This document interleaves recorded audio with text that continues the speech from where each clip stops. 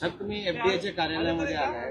सोनाई बाबतचा विषय आहे महत्वाचा आणि यापूर्वी सुद्धा तुम्ही या संदर्भातला फॉलोअप घेतला होता, मात्र ठोस कारवाई झाली नाही असं पण म्हणणं होतं. काय नेमकं या संदर्भात? ज्यावेळी 4-5 जुलै रोजी एफडीएच्या धाडी आंबेगाव तालुक्यामध्ये पडल्या आणि त्याच्यामध्ये आंबेगाव, जुन्नर, खेड, शिरूर या परिसरामधील 29 आरोपींवर 26 आरोपींवरती गुन्हे दाखल करण्यात आले.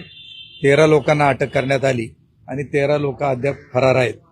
आणि तदनंतर लोकांमध्ये एक प्रकारची चर्चा की एफडीए गेले 25 दिवस झाले, काही पुढे कारवाई झाली का नाही झाली. आणि म्हणून आम्ही आयुक्त मुंडे साहेबांची आज वेळ घेतली. त्यांनी आज आम्हाला भेटीसाठी वेळ दिली आणि त्यांना आम्ही एक निवेदन देखील दिलं. अनेक ग्रामपंचायतींची निवेदनं त्यांना सादर केली की आमचं म्हणणं एवढं आहे की भेसळखोर तुम्ही काही गाजाड केलेत, परंतु हे भेसळयुक्त दूध जी लोक स्वीकारत होते हे खरे मास्टरमाइंड ते आहेत. तेव्हा हे भेसळीचं दूध ज्या ज्या संस्थांनी स्वीकारलं असेल, त्याच्यावर प्रक्रिया झाली असेल, बाय प्रॉडक्ट झाला असेल, तर त्याचे सॅम्पल त्यांनी घेतलेले आहेत. तर यांच्यावर लवकरात लवकर कारवाई करावी. आणि आज या कारवाईमुळे निश्चित त्या परिसरामध्ये 1 ते 1.5 लाख लिटर दुधाचं संकलन कमी झालं.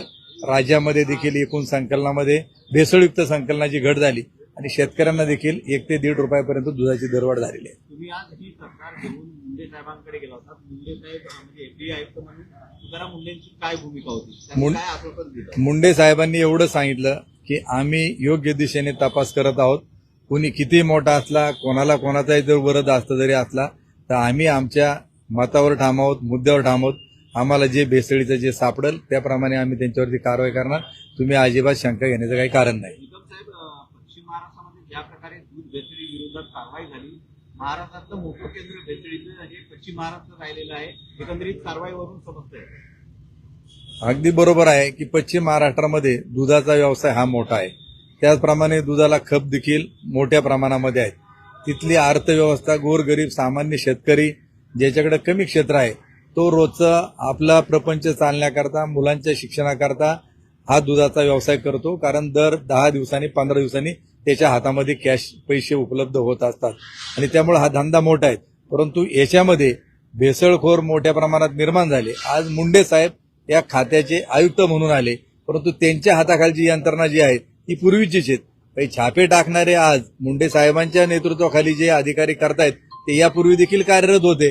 मग त्यांच्या काळामध्ये कुणी जास्त प्रमाणामध्ये या विषयाकडे लक्ष दिलं नाही. पण आज मनापासून सर्वसामान्य जनता मुंडे साहेबांचा आभार मानते की एक चांगला अधिकारी भेटला की आज कॅन्सरचं प्रचंड वाढत असलेलं प्रमाण, डायबिटीजचं वाढत असलेलं प्रमाण ही प्रामुख्याने त्याच्या मागची या भेसळीच्या दुधाची कारण आहे. ठीक आहे. काय मागणी काय केली तुम्ही? आमचं म्हणणं एकच आहे याच्यामध्ये की भेसळखोर काही पकडलेत, परंतु हा भेसळीचा माल, बडे मासे निश्चित त्याच्यामध्ये बाहेर आहेत. कारण त्यांना आता ठोस हे लॅब रिपोर्ट आल्यानंतर की ज्यांनी ही दूध स्वीकारलेली आहेत, ज्यांनी प्रॉडक्ट त्याच्यामध्ये निर्माण केले आहेत, त्याच्यामध्ये त्यांना ते सॅम्पल्स मिळाल्यानंतर त्यांच्यावर ते कारवाई करणार आहेत. परंतु याच्या मागे धेंड मोठले आहेत, राजकीय वरद असता अनेक लोकांचा या सगळ्यांना आहेत. कारण हे जे गुन्हेगार काही गाजाड झालेले आहेत त्यांना यापूर्वी देखील 4-4 वेळा त्यांच्यावरती गुन्हे दाखल होऊ नये ते आज मोकाट आहेत. पश्चिम महाराष्ट्रामध्ये जशा धाडी सुरू आहेत तशा इतर भागांमध्ये धाडी सुरू कराव्यात, जेणेकरून नागरिकांना आरोग्य चांगलं ठेवण्यासाठी दूध मिळेल. निश्चितच की याचं ग्रामीण भागातील शेतकऱ्याची अर्थव्यवस्था दुधावरती फार लोकांची अवलंबून आहे. ज्याला क्षेत्र कमी असतं तो इतरांचं क्षेत्र खंडाने म्हणा, कराराने त्या ठिकाणी घेत असतो. आणि ज्यावेळी दुधामध्ये मोठ्या प्रमाणात भेसळ आहे, हा मेसेज जर ज्यावेळी सगळीकडे जाईल तर लोक साहजिक म्हणतील का दूध आपल्याला खायलाच नको. परंतु दूध बाळ जन्माला आल्यापासून मातेच्या दुधावर ते अनेक दिवस अवलंबून असतं, त्यानंतर बाहेरचं दूध. म्हणून आमचं म्हणणं आहे का हे भेसळखोरांना फाशीची सजा झाली पाहिजे. याच्या सुटता कामा नयेत. ते कुठे पण असो, राज्यात असो किंवा देशात असो. आता आपल्या राज्यामध्ये परराज्यात देखील दूध येत असतं. म्हणून याच्याबाबत राज्य आणि केंद्राने दोन्हींनी ऍक्शन घेणं फार गरजेचं आहे. ठीक सर. तुम्ही निवेदन दिलंय का निवेदन द्या.